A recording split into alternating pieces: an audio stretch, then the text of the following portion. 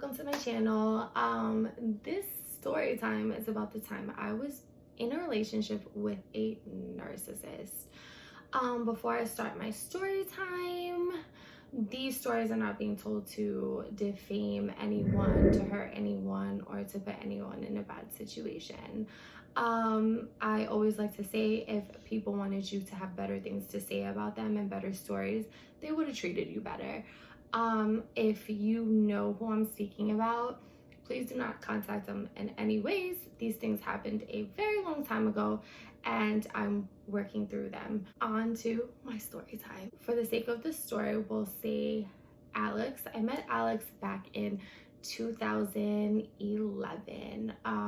So we used to go to this bar called The Large, and we would go there, we would, drink, have fun, listen to music, meet new people. And so I knew Alex's brother and Alex's brother's girlfriend. So we're there hanging out and I see someone walk past me and walk to, we'll call Alex's brother James.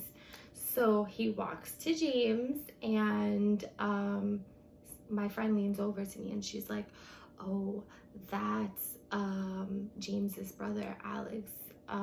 So I had never seen him before and I didn't think anything of it at the time. Like, I was just getting out of a relationship. Me and my on again, off again boyfriend. So I didn't think anything of it. Like, he was cute or whatever, but it was what it was.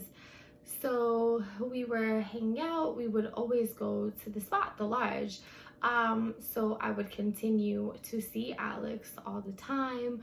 We would hang out, we would laugh. And then at the time I started dating, messy, thank God I'm not like this anymore. I was dating at the time Alex's friend. So I'm dating Alex's friend. We'll call him Paul. So I was dating Paul and we would go out to these spots and we would have fun, but Alex would always be there. He would always be in the background. Like, he would always be looking, we would always make jokes, and there was a little something between Alex and myself. It was undeniable. But I was dating Paul at the time and I really liked Paul. Like, he was a really nice guy. Now that I look back on it, I was not so nice to him, but he was a really nice guy. We would always go on dates. We would always, have a really good relationship. He was somebody great to talk to. He was a great listener, and I would always have a lot of fun with Paul. So thank you for that, Paul. But going back to the story with Alex, so I started seeing Alex a lot more, and there was definitely a little bit of a connection, messy. After that, Paul and I, we broke up. We weren't together for a couple months, I want to say, and myself and Alex started communicating over, I want to say, Facebook. So we were communicating over Facebook, but it would be like hot and cold. So we would communicate and we'd be like having great conversation, and then it would go ice cold and I wouldn't hear from him for weeks. So that was that. One day we were on Facebook and we decided that we would meet up and we would go to The Large and we would hang out. So we started hanging out. I guess you could call that our first date. We went to The Large, we were hanging out, we were laughing. And one thing that I didn't notice at first about Alex was that he liked to drink alcohol. So he would drink a lot, consume a lot of alcohol. But when you're feeling someone, like, you don't notice these things. It's like, whatever, we're all out, we're at a bar, we're drinking. It is what it is. Like, we were young. So to me, like, I wasn't really paying attention to that. So fast forward, myself and Alex, we start dating. So he told me that we would have 5 dates and then, we would see where it would go from there. So we dated, we had 5 dates. The 5 dates were great. I guess during this time, this was what you would call the love bombing time, right? So he was showering me with attention. We would go out. We were spending every day together. I would go to his house every day. Like, my mom literally lived like 2 blocks away. Yeah, so yeah, 2 blocks away from Alex. So literally every day after work, I would go home, I'd shower, and I would walk to Alex's house and wait for him to get out of work. So now my friends were getting a little bit upset because I was the type of girl that I was all about my friends. My friends loved me. Whatever my friends wanted me to do, I was there for them. So now I started dating Alex, and it was different. Like, they couldn't understand. Like, it was like, okay, you're always with this guy. Like, you run for him. So of course, things started getting a little weird. You know, as we started dating a little bit more, he started telling me that these girls weren't good for me, and they're not your friends, they're not good for you, you should start separating yourself from them. I remember that there was a time where he had called me, and I was out with my 2 best friends at the time, and he was like, if you're not home by the time I get out of work, I'm gonna lock the door. And I was just a little taken back, because I was like, whoa, like, I'm out with my friends right now. You're nowhere near like getting out of work yet. So why would you even say something like that? So as time progressed, you could say that he was getting a little bit more controlling, infiltrating my life, infiltrating my friendships, making me look at my friends different, steering me away from my friends. So me and my friends did not have such a good relationship at that time. We were actually, you know, arguing a lot because they didn't want me with him, because they saw the changes. And there were changes not for the better, there were changes for the worst. A lot of my friends started, you know, backing away from me, and they didn't want to be involved in, you know, the relationship between me and Alex. As time went on, me and Alex continued to be in a relationship. We were together day in and day out, but things started getting a little weird. So although it started off very good and we were very connected, and I felt like I knew him and he was very nice to me at first, things started to happen. So he started hanging out with friends from work. So once he started hanging out with these friends from work, he wouldn't pay that much attention to me. So literally, I did not exist when these people were in the picture. I would look in Alex's phone. He would literally be texting girls from work, liking their pictures. And I'm the type of girlfriend, like, now I look back and I'm like, that was so stupid. I would like sneak in his phone and like look through, like, who's this, delete girls, message them, like, why are you messaging my man? So that is very toxic, but I could see that the relationship was changing me. So although, like, in the past I used to not do those things in my past relationship, I definitely started to do those things in the relationship with Alex, because the things that were happening I could not control. I did not know what was happening, and things were changing so rapidly that I had no idea like what was even going on. So he would be talking to these girls from work, and then he would say, I'm a manager at work, I have to talk to these girls, I have to give them their schedules, I am, you know, a person that they look up to at work, these girls are young, blah blah blah, you're overreacting. So of course, gaslighting me, and I will believe him, right? So whatever. As time progressed, he was hanging out more and leaving me out. He was drinking a lot more. He would come home at, you know, 5, 6 a.m., sometimes 7, 8 a.m. I would hear from him. He would shut off his phone. I would call him. I couldn't get in contact with him. I would ask him every day, after work, are you gonna hang out or are you gonna come home? Like, I just want to know the truth, so I know, so I'm prepared, so I'm not acting like a crazy person. And of course, oh no, you know, that was yesterday, I'm gonna come home today, like, we'll definitely hang out, we'll grab a bite to eat, we'll watch a movie, or whatever the case may be. That was always a lie. And I would believe him, but it was always a lie. And of course I would be disappointed because I would be calling his phone like a crazy person and he would never answer the phone, or he would hang up, or it would just, I would hear laughter in the background, and it was hurtful.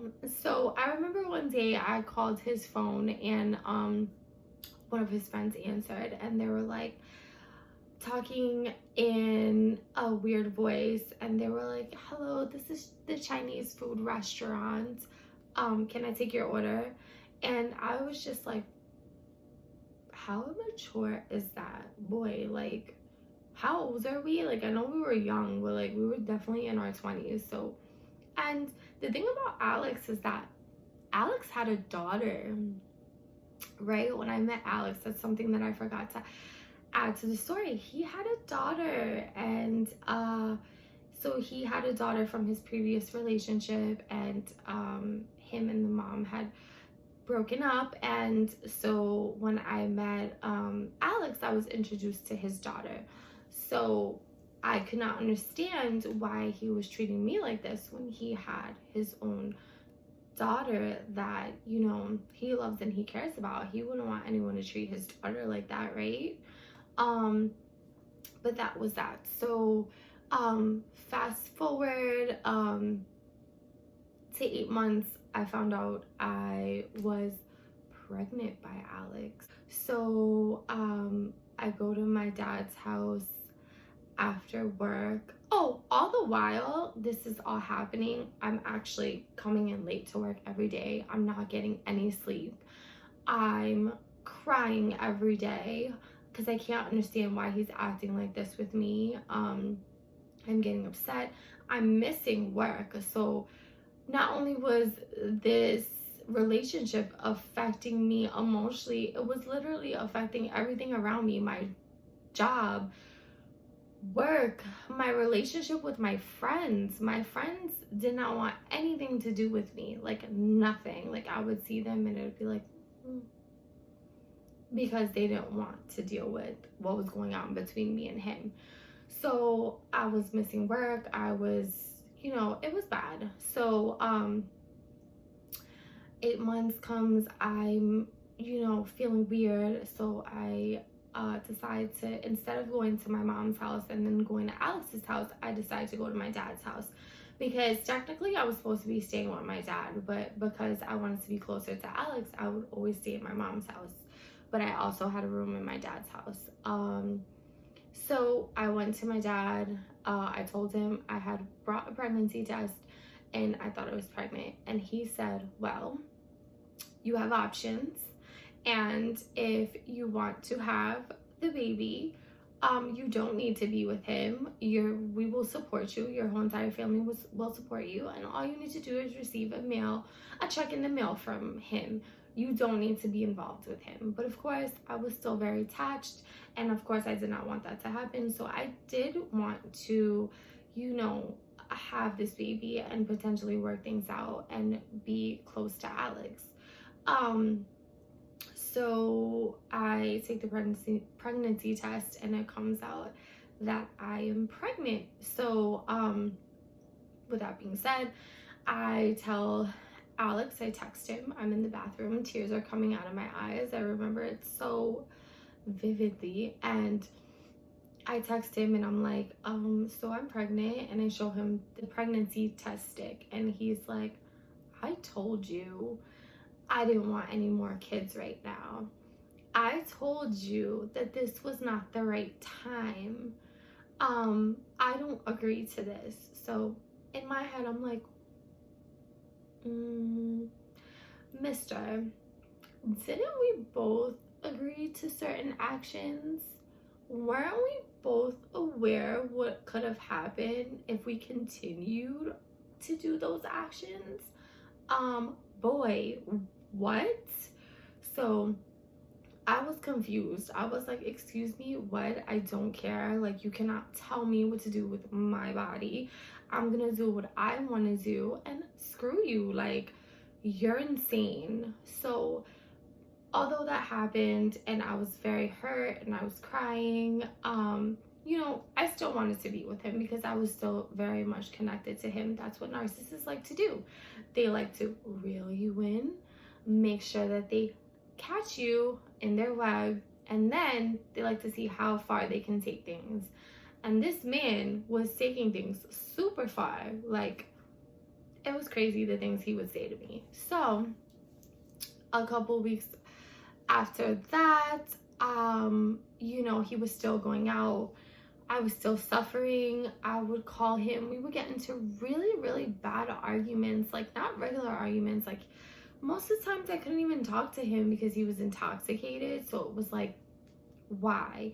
And then not to mention on top of that, like I'm young, like I want to go out with my friends. I want to be out, and I couldn't because now I'm pregnant, and two, he would get his daughter every weekend, and instead of him rushing home after work on the weekends to be with his daughter, guess who was taking care of his daughter?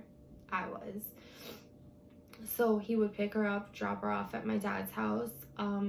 At the time, because we had actually ended up deciding when I was pregnant, when we were trying to work things out, that we would move to my dad's house. And I assumed that things would have gotten better if we made that move. They got worse. Much, much, much worse. So he would pick up his daughter, bring her to my dad's house. I would get home from work. She would be there. He would go into work the next day. I would be with his daughter. Then he would say, like, when I get home, we're going to do this, that, and the third. He would get out of work. I wouldn't hear from him. I'd be stuck with his daughter, which I loved her, and it was no problem, right? But, like, if we're a family and we're going to be a family, in my head, I thought, you should come home after work and we should do things as a family. Like, we're gonna bring a new baby into the world. You already have your child. What's going on? With that being said, like when he would come home or like the next day in the morning when he would wake up, he would never like apologize and say he was sorry. You're crazy. You overreact. I'm young. I work. I'm supposed to be able to go out with my friends, which is all good and dandy. Like, yeah, you are supposed to go out with your friends. We are supposed to have separate lives. But why is it okay for you to have a separate life? And you literally made all my friends disappear. Does that make sense? No, it didn't make sense. But I partially take accountability for that as well because I allowed it to happen. Sorry, guys.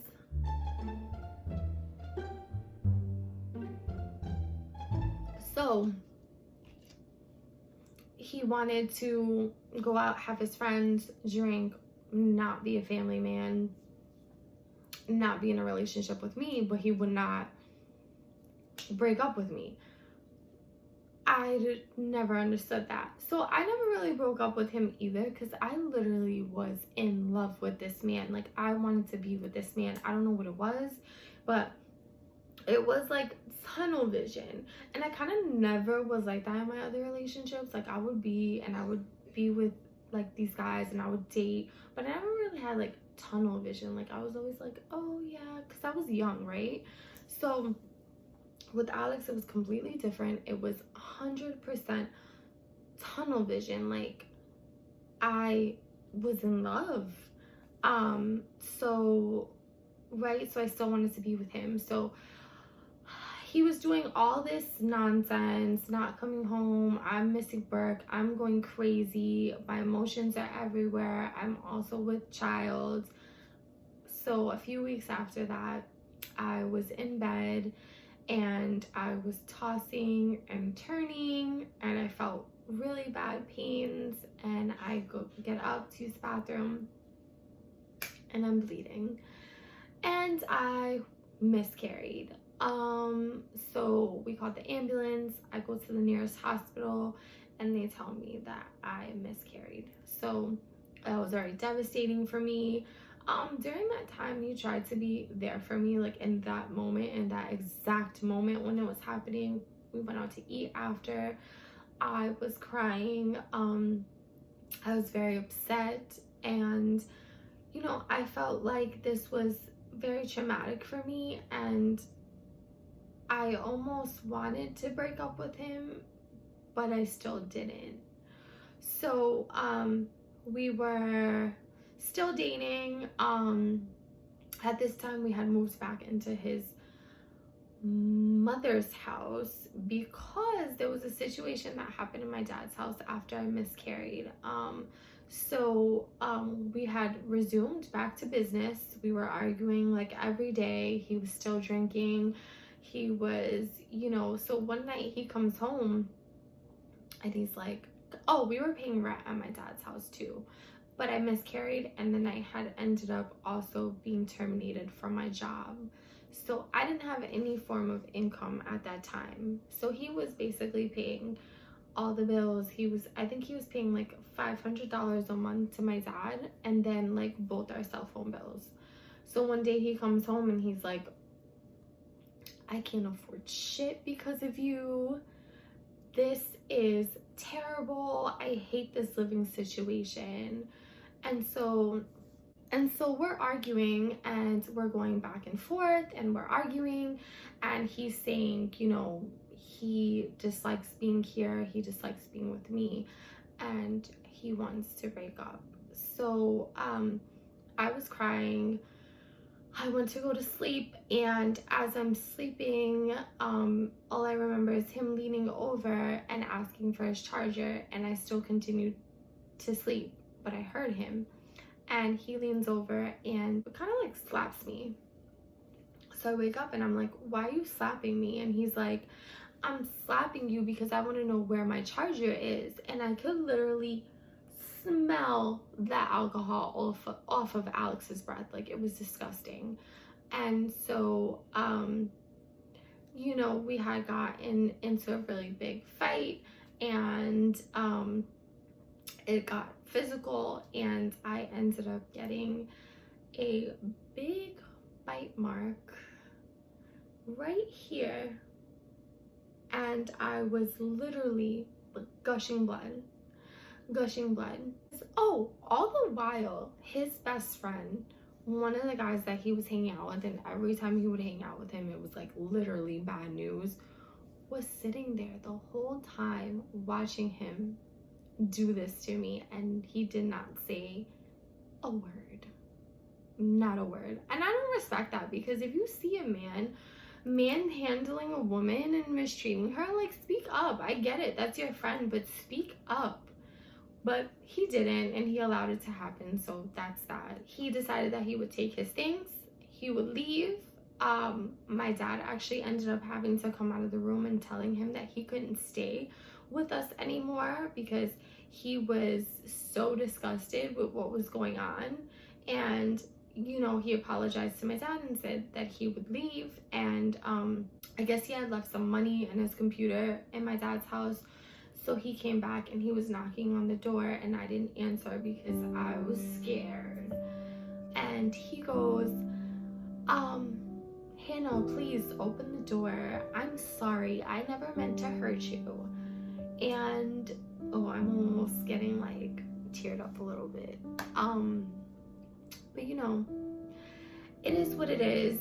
So I didn't let him in, and he left. I think my dad gave him his computer, and he ended up leaving. So with that, I think it was like Halloween time or whatever, and he had ended up texting me and telling me like, I never meant to do those things to you, like the following day. And he's like, there's this party, and if you want to go to it, we can go to it, and we can see what is going to happen from here with our relationship. And because I loved him, I still went, and it was an extremely toxic cycle. So this story doesn't end here, but there is a part 2 to this story. So if you like where the story was going or what you were hearing, please subscribe to my channel for part 2. I will continue to post these story times of things that happened in my life, not only with the narcissist, but other relationships, other things that happened, and just things that I'm working through now currently. Thank you guys for listening to the story time. Part 2 is to come, so keep an eye out. Bye.